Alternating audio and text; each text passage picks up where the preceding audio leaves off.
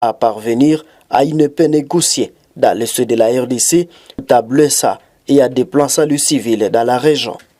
La M23 doit immédiatement cesser les hostilités et respecter les cessez-le-feu.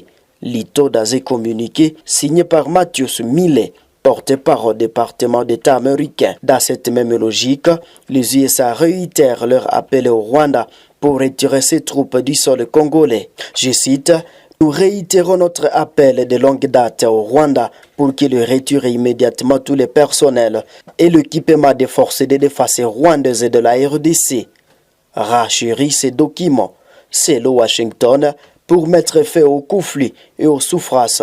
Il est essentiel que la RDC et le Rwanda respectent leur engagement envers les processus de Luanda sous la médiation de l'Angola et veille à ce que les mécanismes de vérification ad hoc renforcés soient opérationnels.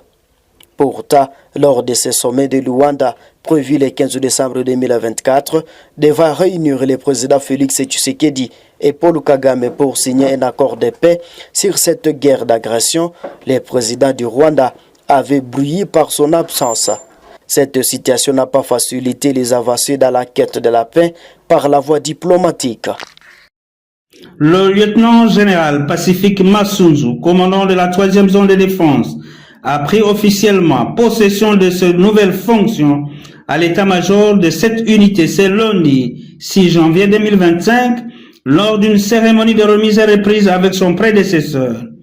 Il faut noter que le patron de la 3e zone de défense est arrivé à Kisangani dimanche 5 janvier 2025 avant midi, précédé le même jour par son adjoint en charge des opérations et renseignements, le général-major Biagola Antoine.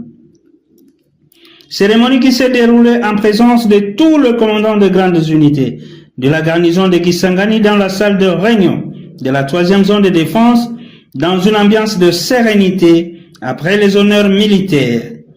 Dans son fauteuil de commandement, le nouveau commandant de la 3e zone de défense s'est exprimé en souhaitant plein succès à l'ancien commandant dans ses nouvelles fonctions suivies de vœux les meilleurs souhaités aux militaires et leurs dépendants.